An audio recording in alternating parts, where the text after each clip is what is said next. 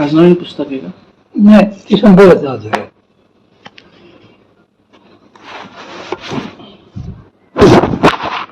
अवधूत चिंतन स्त्री गुरुदेव दत्त. माझ्या सर्व साधक बंधू भगिनींनो, आपण वानरदास प्रकाशनची पुस्तकं वाचत आहोत. सध्या आपण परमपूज्य श्रीपादा कोडे महाराज यांनी लिहिलेले सद्गुरू स्मरणी हे प्रत्येक चालकासाठी उपयुक्त असलेले पुस्तक. आज आपण त्याचं अखेरचं प्रकरण पाहूया, म्हणजे हे पुस्तक संपेल. मग उद्यापासून नवीन घेऊया. अवधूत चिंतन श्री गुरुदेव दत्त. 4 तत्वप्रसंग. येई येई गा दातारा. ते आषाढाचे दिवस होते. आभाळ भरून आले होते. संध्याकाळच्या वेळी माऊलीच्या गच्चीवर परमपूज्य श्री मामांसमवेत आम्ही दोघे तिघे साधक परमार्थविषयक चर्चा करीत बसलो होतो. मामा मोठ्या प्रेमाने आपुलकीने आमच्या शंकांचे समाधान करत होते. एवढ्याच आकाशाचा नूर पाठू लागला. बराबर सावळे काळे मेघ दाटून एकत्र येऊ लागले. पाण्याचे टपोरे थेंब एखादा दुसरा करीत पळू लागले. मामांचे सारे लक्ष त्या मेघाकडे लागले होते. पावसाची लक्षणे बघून आम्ही भराभरा उठून चटया गुंडाळल्या. परंतु श्री मामांना मात्र त्याचे काही भानच नव्हते. एकटक ते त्या मेघांकडेच बघत होते. त्यांच्या चेहऱ्यावर एक विलक्षण प्रसन्नतेची आभा आणि नेत्रामध्ये व्याकुलता दिसत होती. त्यांना त्यांच्या तंद्रीतून जावे करण्याची हिंमतही आम्हा कोणाला नव्हती. पाऊस टपटप बरसू लागला. मृदगंधाबरोबरच जणू काही बुक्का उधळावा तसा विलक्षण दिव्य असा सुगंधही सर्वदूर पसरला. मामांना त्याचेही काही नव्हते. कोणीतरी धावत खाली जाऊन छत्री आणली त्यांच्या डोक्यावर, पण त्यांच्या नजरेच्या आड येणार नाही अशा प्रकारे छत्री धरून मी उभा राहिलो. ओला चिंब झालो. मामांच्या हातावरही अजूनमधून पावसाचे चुकार थेंब पडतच होते. अर्ध्या पाऊण तासाने ते भानावर आले. म्हणाले, अरे एवढ्या पावसात येथे काय करताय? बघ किती भिजलास, चला खाली लवकर. मग आम्ही सगळे शिडी उतरून खाली आलो. रात्री सगळ्यांची निजानी झाल्यावर परमपूज्य श्री मामा प्रसन्न आहेत असे बघून हळूच त्यांना विचारले, मामा मगाशी त्या दाटून आलेल्या मेघांकडे आपण एवढं का पाहत होता राहिला? हा प्रश्न ऐकून ते गोड हसले. काही वेळ मौन राहून मग शांतपणे सांगू लागले, अरे आम्ही वाट बघत होतो की कधी या श्यामल मेघ समुदायातून भगवान श्री पंढरीनाथ दर्शन देतील. ते कधी येतील, कसे येतील याच चिंतनात आम्ही होतो. आणि ते दयाधन प्रभू आलेही. मेघधारांनी अभिसिंचित होणारी ती भव्य आकाशव्यापी श्यामल दिव्य मूर्ती आमच्या हृदयात अजूनही तशीच ठसवलेली आहे. त्यांच्या त्या मला अनपेक्षित असलेल्या उत्तरांनी मी थरारून गेलो. सर्वांगावर सरसरून काटा उभा राहिला. कंठ दाटून आला आणि तो मगाचाच बुक्क्याचा दिव्य गंध परत मामांच्या सभोवती दरवळू लागलेला जाणवला. बाहेर परत पाऊस सुरू झाला होता. पावसाच्या त्या झिंझित नादात मला मग पुरुषसत्वाचा भास होऊ लागला. 2. जे या भूताकृती भिन्ना. सन 88-89 ची ही घटना असावी. कशामुळे कोण जाणे, पण परमपूज्य श्री मामांना एकाएकी प्रत्येक गोष्ट दोन दिसू लागली. या दृष्टीभ्रमासाठी जे वैद्यकीय उपचार सुरू झाले त्याने फारसा फरक पडत नव्हता. मग मामांनीच त्यांच्या पद्धतीने त्यावर उपाय शोधून काढला. आपल्या चष्म्याच्या काचेवर त्यांनी विशिष्ट प्रकारे टेप चिकटवून लेन्सेसचा काही भाग बंद केला. मग त्या तशा चष्म्यातून त्यांना सगळे पूर्ववत व्यवस्थित दिसे. काही काळ असे चालले होते. नंतर आपोआपच त्यांचा तो त्रास बंद होऊन परत त्यांना पूर्वीसारखेच व्यवस्थित दिसू लागले. याच दरम्यानची डोळ्यांना त्रास होत असल्याची ही गोष्ट आहे. एक दिवस जेव्हा पोस्टने पत्रे आणून दिली तेव्हा त्यांनी मला हाक मारून त्यांचा तो चष्मा आणण्यास सांगितले. मी त्यांच्या पलंगावरून उशाजवळचा तो चष्मा घेऊन त्यांच्या हाती दिला. चष्मा घेऊन ते गालातल्या गालात मिस्किनपणे हसत म्हणाले, अरे ही नुसती दिव्य दृष्टीच नव्हे तर हल्ली ब्रह्मदृष्टी अद्वैत दृष्टीही झाली आहे. या चष्म्याचा आश्रय घेतला की द्वैत हरपते. त्यांचे ते गमतीशीर भाष्य ऐकून मला हसू आवरेना, तेव्हा मोठ्याने हसू लागले. मग हसू संपल्यावर ते म्हणाले, आम्हाला तर या चष्म्यामुळे हल्ली 13व्या अध्यायाची माऊलींची एक ओळी सतत आठवते. की अर्जुना होळी जे ब्रह्म संपन्ना जे या भूताकृती भित्रा भिन्ना दिसती आहे की नाही माऊलीची वाट. आणि त्यांच्या चेहऱ्यावर अत्यंत बोगस आणि निरागस प्रसन्नता टाकली. आयुष्याच्या प्रत्येक गोष्टीला माऊलींच्या ओळी दृष्टीने कसे पाहिजे याचे ते मूर्तिमंत प्रात्यक्षिक होते. माऊलींची ओळी कशी जगावी याची स्पष्ट जाणीव ते त्यातून करून देत होते. अंतःकरण त्यांच्या श्रीचरणी आपोआप मतमस्तक झाले. त्यांच्या तत्वप्रवेशाने विचारांचे दिवेपणे फिरले. की एकच किरण प्रवेशा 1985 सालच्या कदाचित मे-जून महिन्याची ही हकीकत असावी. रविवारची दुपार होती. ऑफिसला सुट्टी असल्यामुळे मी घरीच मावळीत होतो. परमपूज्य सद्गुरू श्री मामा कुठेतरी कामाकरता म्हणून बाहेर गेले होते. मावळीतील बहुतेक लोक जेवणे आटपून सुस्तावलेले होते, विश्राम करत होते.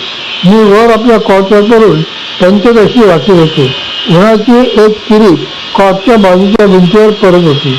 सहज लक्ष गेले तर दिसले की भिंतीच्या मध्यावर एक छोटीशी छिद्र होते व त्यातून एक मुंग्यांची लांबलचक रांग ये जा करीत होती. छोटे छोटे पांढरे कण तोंडापाशी पकडून त्यांची ही धावपळ चाललेली होती. उन्हाचा किरण नेमका त्या छिद्रावर पडला होता, त्यामुळे छिद्राच्या आतलाही काही भाग स्पष्टपणे दिसत होता. मी मोठ्या कुतूहलाने त्या मुंग्यांची ती चाललेली लगबग बघू लागलो. त्या तंद्रीतच काही वेळ गेला.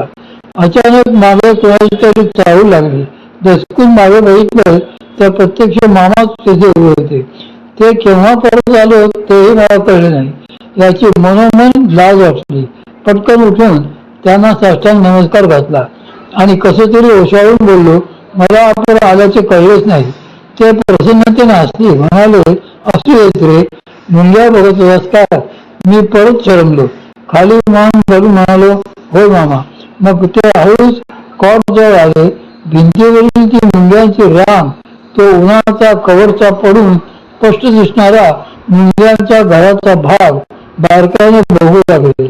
थोडा वेळ गंभीर होऊन मग ते मला म्हणाले, या मुंग्यांचे आयुष्य किती, त्यांचा जीव केवढा, पण उद्यमशीलता बघ. यांनी कधी सूर्य बघायचाच असा हट्ट धरला होता. त्यांच्या उदयाच्या आयुष्याला सूर्याची गरज नाही. त्यांचा केवळ एक किरणही पुरेसा आहे. प्रकाशाच्या एका कवलाशानेही त्यांचे अल्पायुष्य उजळून निघतेच की नाही. परमार्थाच्या पाठीवरील साधकाचेही त्यांच्यासारखे समाधानाने जगायला शिकले पाहिजे. त्यांच्या त्या बोलण्याचा विचार करत मी अंतर्मुख झालो आणि त्या कृपा सूर्याच्या बोधकिरणाने माझे सारे हृदयात उजळून निघाले. चौथं, भगवत प्रेमातच डुंबायला हवे. माऊली 87 साली घडलेला हा प्रसंग. परमपूज्य सद्गुरू श्री मामांचा मुक्काम पुण्यातच होता. त्यामुळे आनंदनगरात साक्षात ब्रह्मानंदच वस्तीत आला होता. रोज रात्री मामाभोवती आम्ही सगळी पोरे जमत होतो.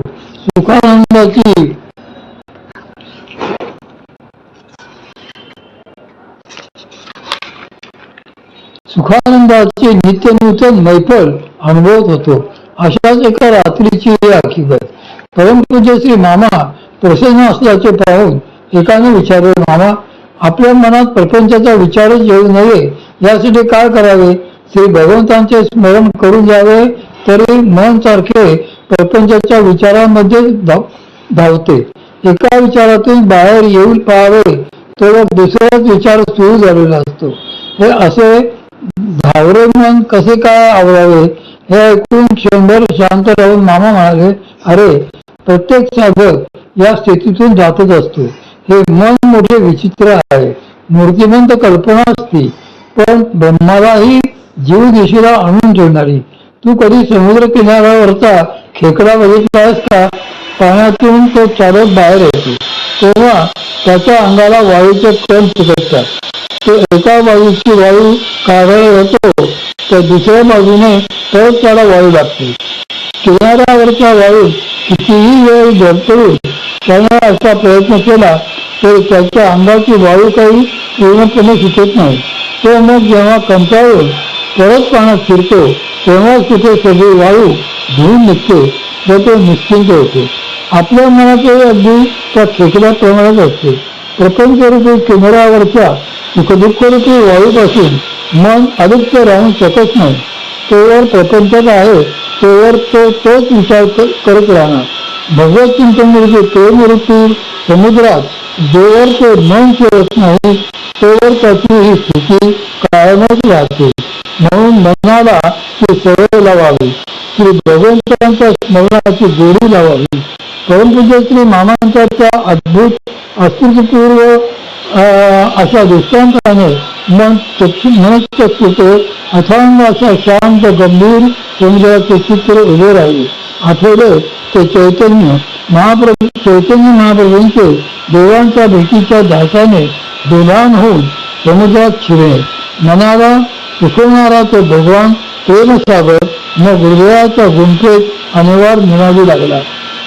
सव्वा भक्तिदेवीचा नंदाजी. परमपूज्य सद्गुरू मामांच्या सहवासात असताना त्यांच्यासोबत वेळप्रसंगी अनेकांच्या घरी माझेही जाणे होत असे. त्यांनी प्रेमाने जोडलेली त्यांच्यावर देवापार प्रेम करणारी अक्षरशः शेकडो माणसे ठिकठिकाणी होती आणि आहेत. लौकिक अर्थाने आर्थिक स्थिती बेताचीच असणाऱ्या परमपूज्य श्री मामांचे स्नेही आप्त मित्र जनरूप योगो मात्र अक्षरशः नेत्रदीपक होते. त्यांनी जोडलेल्या अशा असंख्य तेजस्वी रत्नांच्या प्रभावामध्येही आपल्या अंगभूत तेजाने सात्विक आभवणे आपले निराळेपण जोपासणारे एक देवीचेमान रत्नराज होते. पूजनीय श्री नाना भागीराज. परमपूज्य सद्गुरू योगीराज श्री राजदेवली महाराज यांच्या खास चालणी या अनमोल रत्नाला अनेक सुंदर पैलू पडले होते. काही परमपूज्य श्री नानांचा म्हणजे श्री भुजंग दैवंत भालेराव यांचा जन्म आषाढ शुद्ध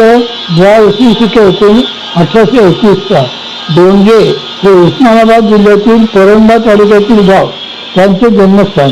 श्री गुरु महाराज हे 1926 साली पुण्यात आले.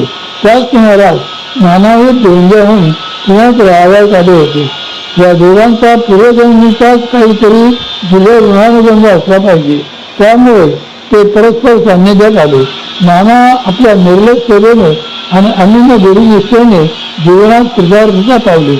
श्री नानांचे सगळे आयुष्य ते सात्विक गृहस्थ धर्माचा आदर्शच म्हणावे असे होते. त्यांचे परंपरागत धार्मिक वैदिक अध्ययन झालेले असल्यामुळे त्यांच्या नित्यकर्मातही शास्त्रपूर्तता सुचिरता होती. श्री गुरु महाराजांनाही त्यामुळे त्यांचे फार कौतुक होते. विविध शास्त्र विषयाचे विस्तर अध्ययन न होऊनही नानांना अनेक शास्त्र विषयात उत्तम गती होती.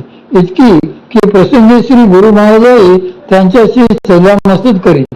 श्री नाना हे दिसायला देखणे गोरेपान व रुबाबदार व्यक्तिमत्वाचे होते.